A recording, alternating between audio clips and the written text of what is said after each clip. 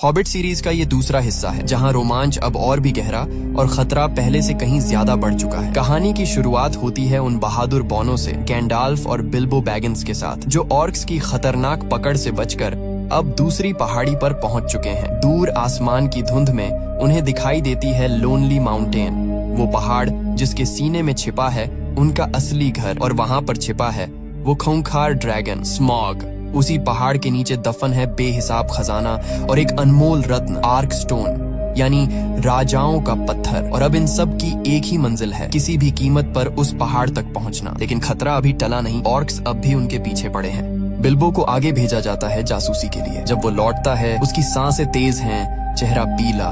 वो कहता है ऑर्क्स तो हैं ही, पर वहाँ एक और अजीब प्राणी है, ऐसा जिसे मैंने पहले कभी नहीं देखा। गैंडाल्फ गंभीर होकर पूछते हैं, क्या उसने भालू का रूप लिया था? बिल्बो की आंखें फैल जाती हैं। हाँ, वो एक विशाल भालू था। गैंडाल्फ तुरंत कहते हैं, यहाँ से पास में उसका घर है, शायद वहीं हमें शरण मिले। थोरिन चिंतित होकर पूछता है, दोस्त या दुश्मन? गैंडाल्फ बस मुस्कुरा कर कहते हैं, वो तो वहाँ जाकर ही पता चलेगा। और फिर शुरू होती है एक तेज दौड़, घने जंगलों के बीच, उस विशाल भालू के पीछा करने के बीच। लेकिन इससे पहले कि वो दानव जैसे भालू उन सबको पकड़ लेता, ये लोग एक बड़े लकड़ी के घर में घुसकर दरवाजा बंद कर लेते हैं। गैंडाल्फ धीरे से बताते हैं, ये उसी का घर है, बियॉर्न का। वो रूप बदलने वाला इंसान है, दिन में इंसान, रात में भालू। भालू के रूप में उससे बात करना नामुमकिन है, लेकिन सुबह जब वो इंसान बनेगा तभी हम उससे मिल सकते हैं। रात बीतती है डर और सन्नाटे में। सुबह जब सूरज की पहली किरणें खिड़की से भीतर आती हैं, तो बाहर दिखाई देता है एक लंबा मजबूत आदमी, कुल्हाड़ी से लकड़ियां काटता हुआ। वो है बियॉर्न। गैंडाल्फ और बिल्बो धीरे धीरे उसके पास बढ़ते हैं और वहीं से शुरू होता है उनकी अगली रोमांचक यात्रा का नया अध्याय। बियॉर्न वो विशालकाय इंसान जो रात को भालू बन जाता है, शुरू में बौनों को देखकर गुस्से में आ जाता है। उसे तो ये तक पता नहीं था कि उसके घर के अंदर इतने सारे बौने छिपे बैठे हैं। एक एक कर जब सब सामने आते हैं तो उसकी नजरों में नफरत साफ झलकती है। वो कहता है, बौने हमेशा लालच और अंधेपन में डूबे रहते हैं, सोने के लिए अपनी जान तक बेच दें। लेकिन जब उसे पता चलता है कि इन सब का असली दुश्मन ऑर्क्स हैं, वही ऑर्क्स जिन्होंने उसके पूरे परिवार को मौत के घाट उतार दिया था, तो उसका दिल बदल जाता है। बियॉर्न गुस्से में कहता है, ऑर्क्स, उन राक्षसों को तो मैं भी जिंदा नहीं छोड़ता।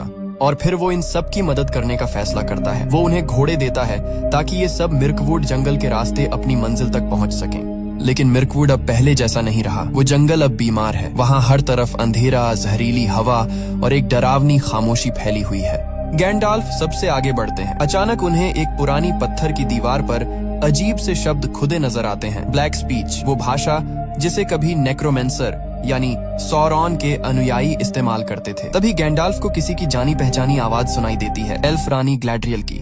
उसकी आवाज हवा में गूंजती है, अगर नेक्रोमेंसर लौट आया है तो हमें सच्चाई जाननी होगी। पर्वतों की कब्रों में जाओ, वहीं तुम्हें जवाब मिलेगा। गैंडाल्फ समझ जाते हैं कि अब उन्हें अलग राह पकड़नी होगी। वो बाकियों से कहते हैं, इस जंगल के अंदर कभी अपना रास्ता मत छोड़ना। ये जगह तुम्हारे मन से खेलती है, जो भटक गया वो हमेशा के लिए खो जाएगा। इतना कहकर वो उनसे विदा लेकर पर्वतों की ओर निकल जाते हैं।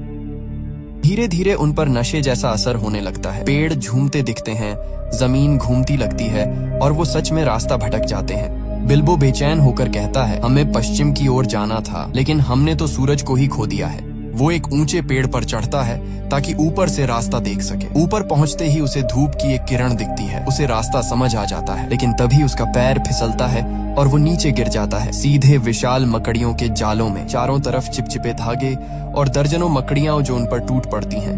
बिल्बो और सभी बौने अब मकड़ियों के कब्जे में हैं, लेकिन बिल्बो किसी तरह खुद को छुड़ाता है और तभी वो अपनी रिंग पहन लेता है, अदृश्य हो जाता है। उसकी आंखों में अब डर नहीं, गुस्सा होता है। वो एक एक करके मकड़ियों को काट गिराता है और फिर बहादुरी से अपने सभी साथियों को आजाद करवा देता है। वो पल साबित करता है, अब बिल्बो बैगिंस सिर्फ एक डरपोक हॉबिट नहीं रहा, अब वो एक सच्चा हीरो बन चुका है। बिल्बो बैगिंस अब पहली बार उस रिंग की असली ताकत महसूस करता है। वो रिंग जो उसे गोलम से मिली थी। वो समझ जाता है कि इस रिंग में कुछ तो अंधेरा है, कोई ऐसी शक्ति जो उसके भीतर कुछ बदल रही है, लेकिन फिर भी वो इसे किसी से साझा नहीं करता, न गैंडाल्फ से न थोरिन से। अब सभी बौने आजाद तो हो चुके हैं, लेकिन खतरा अभी भी सिर पर मंडरा रहा है। चारों तरफ मकड़ियों की भरमार है और तभी झाड़ियों के बीच से तीरों की बौछार होती है। एल्फ सैनिक बिजली की तरह आते हैं और सारी मकड़ियों को मार गिराते हैं, लेकिन बचाने के बाद भी वो बौनों को बंदी बना लेते हैं, क्योंकि उन्हें उन पर शक होता है। हालांकि बिल्बो को वे पकड़ नहीं पाते, क्योंकि वो अपनी रिंग पहन चुका होता है, अदृश्य। एल्फ्स उन सबको अपने राजा थ्रेंड्यूल के सामने ले जाते हैं। ये वही एल्फ्स नहीं है जिन्हें उन्होंने रिवेंडेल में देखा था। ये हैं वुडलैंड एल्फ्स, जिनका शासन करता है गर्वीला और चालाक राजा थ्रैंड्यूल। थ्रैंड्यूल अपने ठंडे लहजे में कहता है, मुझे पता है थोरिन, तुम्हें लोनली माउंटेन का रास्ता मिल चुका है। तुम्हारे पास वो चाबी है जो उस पहाड़ के दरवाजे को खोल सकती है, और तुम्हारा लक्ष्य है आर्क स्टोन, वो रत्न जो राजा को उसका अधिकार देता है। वो आगे कहता है, मैं तुम्हारी मदद कर सकता हूँ, पर बदले में तुम्हें वो सब देना होगा जो उस पहाड़ के अंदर है। थोरिन की आंखों में गुस्सा भर जाता है। वो कहता है, जब ड्रैगन स्मॉग ने हमारा घर जलाया था, जब हमने मदद की भीख मांगी थी, तुम यहीं थे, लेकिन तुमने मुंह मोड़ लिया था। और अब जब हम अपने हक के लिए लड़ रहे हैं, तुम सौदे की बात करते हो। थ्रैंड्यूल का चेहरा सख्त हो जाता है और वो आदेश देता है, उसे फिर से कैद में डाल दो। थोरिन और बाकी बौने अंधेरी जेलों में बंद कर दिए जाते हैं। लेकिन थोड़ी देर बाद छायाओं में से कोई धीरे से आता है, बिल्बो बैगिंस। उसके हाथ में जेल की चाबियां हैं। वो दरवाजे खोलते हुए फुसफुसाता है, चुपचाप मेरे पीछे आओ, समय बहुत कम है। वो सबको नीचे तहखाने की ओर ले जाता है, जहाँ वाइन के बड़े बड़े बैरल्स रखे हैं। बिल्बो कहता है, इन बैरल्स में छिप जाओ, यही हमारा रास्ता है बाहर का। और फिर वो गुप्त दरवाजा खोल देता है। जैसे ही दरवाजा खुलता है, सारे बैरल्स पानी की तेज धारा में गिर जाते हैं और बौने उनमें बहते हुए नदी में निकल पड़ते हैं। लेकिन ये भागना आसान नहीं होता। एल्फ गार्ड्स को भनक लग चुकी है। वो चीखते हैं, गेट बंद करो। और जैसे ही बैरल्स पानी में आगे बढ़ते हैं, उनके सामने सरद गेट गिरा दिया जाता है। अब सवाल ये है, क्या बिल्बो और बाकी बौने इस जाल से बाहर निकल पाएंगे? कि तभी वहाँ पर भयानक शोर के साथ ऑक्स का झुंड वहाँ पहुँच जाता है। उनके चेहरों पर सिर्फ एक ही इरादा झलक रहा था, इन बौनों को किसी भी कीमत पर खत्म करना, क्योंकि उनका सरदार एज़ोग द डिफाइलर खुद नेक्रोमेंसर की छाया के पास जा चुका था। नेक्रोमेंसर का साया अभी पूरी तरह जागा नहीं था, लेकिन उसकी काली शक्तियाँ धीरे धीरे वापस लौट रही थीं। उसने एज़ोग से कहा, बहुत जल्द अंधकार की लहर उठेगी और तब कोई नहीं बचेगा। एज़ोग की आंखों में नफरत भड़क उठी। उसने अपने बेटे बोल्क को बुलाया और गरजते हुए कहा, जा उन बौनों को ढूंढ निकाल और एक एक को खत्म कर दे। मैं थोरिन के खानदान को जिंदा नहीं छोड़ूंगा। अब ऑक्स का पूरा झुंड उन बेचारों बौनों के पीछे पड़ चुका था। बौने नदी में फंसे हुए थे और तभी दूर से एल्व्स भी वहाँ पहुँच गए। पल भर में मैदान जंग का अखाड़ा बन गया। एल्व्स बनाम ऑक्स।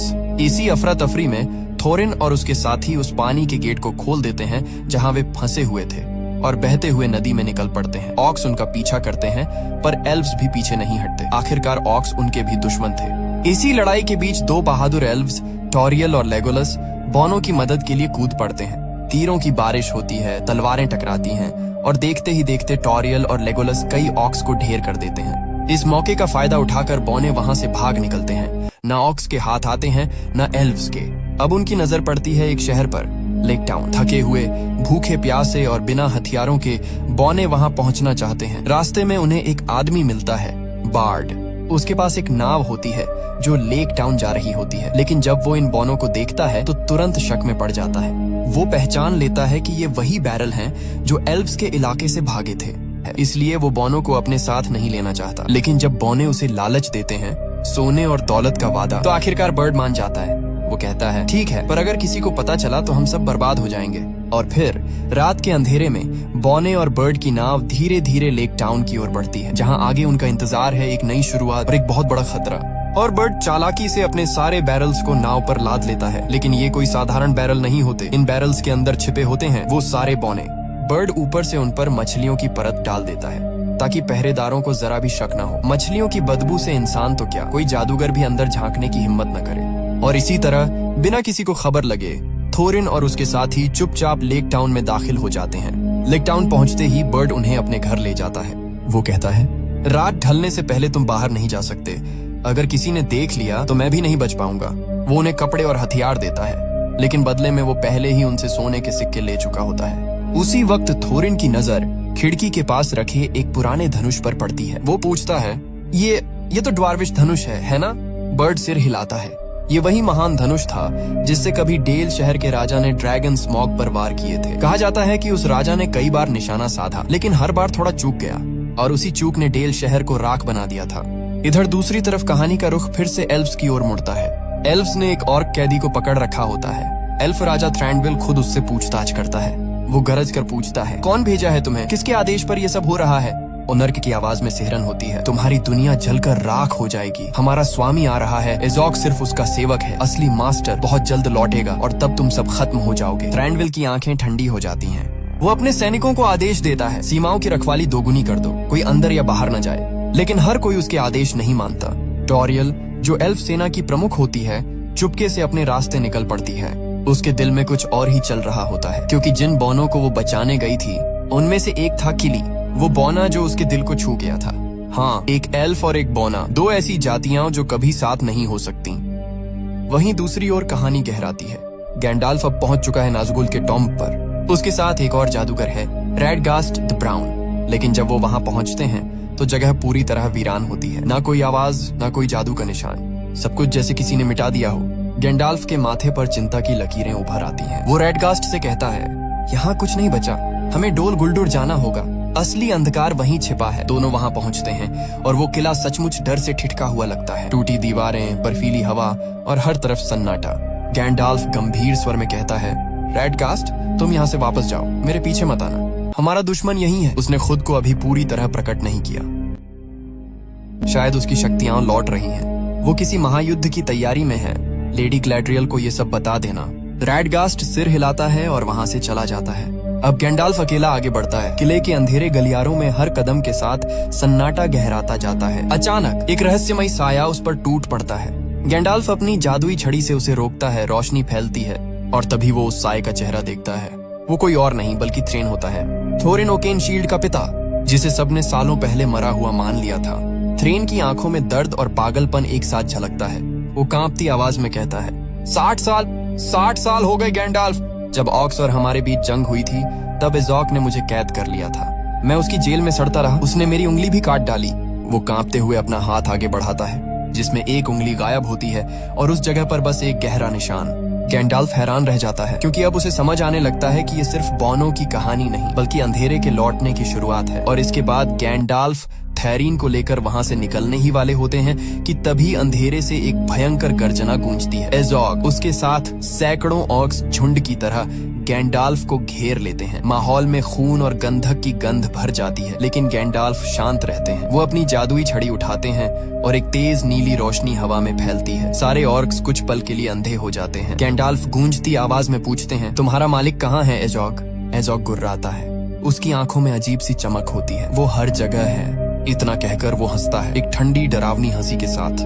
गैंडाल्फ तुरंत अपनी छड़ी से एक और तेज रोशनी का गोला छोड़ते हैं और थेरिन को लेकर पीछे हटते हैं। लेकिन तभी आसमान काला पड़ जाता है। अचानक उनके सामने एक भयावह काला साया प्रकट होता है। हवा जम सी जाती है, जमीन कांपने लगती है। वो साया गहरी आवाज में कहता है, कोई भी रोशनी अंधकार को हरा नहीं सकती। और अगली ही पल वो थेरिन को अपने भीतर समा लेता है। गैंडाल्फ चीख उठते हैं, थेरिन! लेकिन बहुत देर हो चुकी होती है। अब वो काली शक्ति गैंडाल्फ की ओर बढ़ती है। उसकी परछाई दीवारों पर रेंगने लगती है। गैंडाल्फ अपनी छड़ी से रोशनी का एक सुरक्षात्मक गोला बनाते हैं, लेकिन अंधकार धीरे धीरे उस रोशनी को निगलने लगता है। एक पल में वो गैंडाल्फ को हवा में उठाकर दीवार पर पटक देती है और तभी गैंडाल्फ उसे देख पाते हैं, उसका असली रूप। वो कोई और नहीं बल्कि डार्क लॉर्ड सौरॉन है। गैंडाल्फ की आंखों में पहली बार डर झलकता है क्योंकि अब अंधकार सामने खड़ा है और वो जीवित है। वहीं दूसरी तरफ कहानी एक नया मोड़ लेती है। बार्ड ने बौनों को जो हथियार दिए थे वो दिखने में तो मजबूत लगते हैं, लेकिन असल में बेहद कमजोर निकलते हैं। थोरिन ये बात समझ जाता है। वो कहता है, इन हथियारों से तो हम खुद ही मर जाएंगे। इसलिए बिना कुछ कहे ये सब चुपचाप बार्ड के घर से निकल जाते हैं। अब ये पहुंचते हैं उस राज्य में जहाँ का राजा अपने महल में असंख्य हथियार और सोना चांदी जमा कर रखा है। रात के अंधेरे में ये सब वहाँ चोरी छिपे हथियार चुराने की कोशिश करते हैं, लेकिन तभी पहरेदारों को खबर लग जाती है। चारों तरफ से सिपाही घेर लेते हैं और सारे बौने पकड़े जाते हैं। उन्हें जंजीरों में बांधकर राजा के सामने लाया जाता है। पूरा दरबार सन्नाटा साध लेता है। तभी कोई कहता है, इनमें से एक थेरिन का बेटा थोरिन है। राजा की आंखें फैल जाती हैं। वो पहचान जाता है थोरिन ओकेनशील्ड, लोनली माउंटेन का उत्तराधिकारी। वो वही जगह जहाँ बेहिसाब खजाना है और जहाँ आज भी ड्रैगन स्मॉग राज करता है। थोरिन आगे बढ़ता है और राजा से कहता है, अगर आप हमें जाने दें तो लोनली माउंटेन का खजाना हम सभी में बांट देंगे। इस राज्य का हर नागरिक उसका हकदार होगा। दरबार में हलचल मच जाती है। कुछ लोग उम्मीद से भर जाते हैं तो कुछ डर से कांपने लगते हैं। तभी दरबार के दरवाजे खुलते हैं और अंदर आता है बार्ड। वो वही आदमी है जिसने बौनों को यहाँ तक पहुँचाया था। बार्ड गुस्से में कहता है, हम इन्हें नहीं जाने दे सकते। अगर ड्रैगन जाग गया तो वो पूरे शहर को राख में बदल देगा। और तभी एक बड़ा रहस्य सामने आता है। पता चलता है कि बार्ड वही इंसान है जो डेल के उस स्वामी का वंशज है जिसके पास कभी ड्वार्विश धनुष हुआ करता था। वही धनुष जिससे ड्रैगन स्मॉग को मारा जा सकता था। लेकिन इतिहास गवाह है, उस स्वामी के सारे तीर निशाने से चूक गए थे। अब सवाल ये है, क्या बार्ड अपनी वंश की उस हार को जीत में बदल पाएगा? बार्ड गुस्से में भीड़ की तरफ मुड़ता है और गरजते हुए कहता है, हमें एक अंधे राजा की महत्वाकांक्षा के पीछे अंधा नहीं होना चाहिए। क्या तुम सब भूल गए डेल शहर का क्या हुआ था? उसी ड्रैगन ने सब कुछ राख कर दिया था, हमारे घर, हमारे लोग, हमारी जिंदगियां। दरबार में सन्नाटा छा जाता है। तभी राजा अपनी सिंहासन से उठता है, उसकी आवाज गूंजती है, और वो तुम्हारे ही पिता थे बाड़, जो उस ड्रैगन को मार नहीं पाए थे। लेकिन अब हमें थोरिन पर विश्वास है, हम उसे मौका देंगे। राजा के इन शब्दों के साथ ही फैसला हो जाता है, बॉनो को आजाद कर दिया जाता है। अब थोरिन और उसकी टोली साथ में बिल्बो बैगिंस निकल पड़ते हैं लोनली माउंटेन की ओर, वही जगह जहां ड्रैगन स्मॉग अब भी सो रहा है और जहां उनका असली मकसद छिपा है। आज दूरिन डे है, वो दिन जब सूरज की आखिरी किरण उस छिपे हुए दरवाजे को उजागर करेगी। सूरज धीरे धीरे ढल रहा है, सबकी नजरें उस पत्थर की दीवार पर जमी है, लेकिन कोई दरवाजा दिखाई नहीं देता। निराशा बढ़ने लगती है। तभी बिल्बो की तेज नजर कुछ देख लेती है। दीवार पर एक बारीक सी आकृति चमक रही होती है। वो चिल्लाता है, मुझे मिल गया। थोरिन जल्दी से वो चाबी निकालता है जो उनके पूर्वजों ने सौंपी थी, और जैसे ही वो चाबी ताले में लगती है, गड़गड़ाहट होती है और पहाड़ के भीतर का द्वार खुल जाता है। सबके सब अंदर कदम रखते हैं। हवा में पुरानी यादों की गंध है। यही उनका घर था और अब यही युद्ध भूमि बनेगा। थोरिन कहता है, बिल्बो अब तुम्हारी बारी है, खजाने तक जाओ और आर्केनस्टोन को ढूंढो। बिल्बो धीरे धीरे उस विशाल गुफा में उतरता है। उसके सामने सोने हीरों का पहाड़ फैला है, इतना कि आंखें चौंधियां जाएं। वो आर्केनस्टोन को ढूंढ ही रहा होता है कि तभी एक हल्की गड़गड़ाहट सुनाई देती है और उस खजाने के नीचे से उठती है गर्म हवा की लहर। अगले ही पल दो जलती हुई आंखें खुलती हैं। वो है स्मॉग ड्रैगन। उसकी भारी आवाज गुफा में गूंजती है, कौन है जो मेरे खजाने को छूने की हिम्मत करता है? बिल्बो कांप जाता है, लेकिन अपने डर को छिपाते हुए कहता है, मैं तो बस एक यात्री हूँ जिसने रास्ता भटक लिया है। ड्रैगन मुस्कुराता है, झूठ मत बोलो छोटे चोर। बिल्बो अपनी चतुराई दिखाता है। वो बातों बातों में स्मॉग को उलझा देता है, उसे अपनी टिक्की चुपड़ी बातों से इतना भटकाता है कि वो आर्केनस्टोन पर हाथ रख देता है। धीरे से उसे उठाता है और बिना आवाज के पीछे हटने लगता है, लेकिन ड्रैगन को भनक लग जाती है। वो गुस्से में दहाड़ता है, तू मुझसे चोरी करेगा? एक ही झटके में वो आग उगलता है, गुफा जलने लगती है। बिल्बो किसी तरह दौड़कर बाहर निकलता है और तभी बाकी बौने भी वहाँ पहुँचते हैं। सब एक दूसरे को चिल्लाते हुए कहते हैं, भागो! ड्रैगन अब पूरी तरह जाग चुका है और उसकी नजर सिर्फ एक चीज पर है, बदला। ये सब अब उस जगह पहुंच चुके होते हैं जहां से बाहर निकलना लगभग नामुमकिन है। चारों ओर पत्थर की दीवारें, ऊपर से आग की लपटें और बीच में गरजता हुआ ड्रैगन स्मॉग। थोरिन गहरी सांस लेकर कहता है, अब भागने का कोई रास्ता नहीं बचा, तो क्यों ना इस जानवर का सामना यहीं कर लिया जाए। बाकी बौने उसकी आंखों में देखते हैं, डर भी है लेकिन उससे ज्यादा जज्बा। सबके सब नीचे उतरते हैं, उन पुरानी भट्टियों में जहाँ कभी सोना गलाया जाता था। थोरिन चिल्लाता है, उसे गुस्सा दिलाओ, उसे आग उगलने दो। बिल्बो और बाकी बौने दीवारों पर चढ़कर स्मॉग पर चिल्लाने लगते हैं, अरे सोने का लालची, क्या आप बूढ़े हो गए हो? स्मॉग गरजता है, उसकी आग भट्टियों तक पहुंच जाती है और पल भर में वहां का सारा सोना पिघलकर आग के सागर में बदल जाता है। थोरिन उस आग का इस्तेमाल करके एक विशाल सुनहरी मूर्ति बनवाता है, इतनी बड़ी कि खुद स्मॉग भी हैरान रह जाए। जैसे ही स्मॉग उस मूर्ति के सामने आता है, मूर्ति की चमक उसकी आंखों में पड़ती है, लेकिन अगले ही पल वो मूर्ति पिघलने लगती है और सोना उबलते लावे की तरह स्मॉग के ऊपर गिर जाता है। ड्रैगन दर्द से दहाड़ता है और उबलते हुए सोने में डूब जाता है। कुछ पल के लिए सबको लगता है कि ये उसका अंत है, लेकिन नहीं, स्मॉग उस आग से भी जिंदा बच निकलता है। वो आसमान की तरफ उड़ जाता है और गरजता है, अब ये सब इसकी कीमत चुकाएंगे। वहीं दूसरी तरफ लेक टाउन में हलचल मच चुकी है। लोगों को पता चल चुका है, ड्रैगन जाग चुका है। बाड़ छत पर चढ़कर आसमान की तरफ देखता है। जलती हुई आग की परछाई बादलों पर चमक रही होती है। वो कहता है, वो आ गया है। बाड़ के पास आज भी एक आखिरी उम्मीद होती है, वही काला तीर जो उसके पिता के पास था। कहते हैं ये वही तीर है जो ड्रैगन के सीने को चीर सकता है।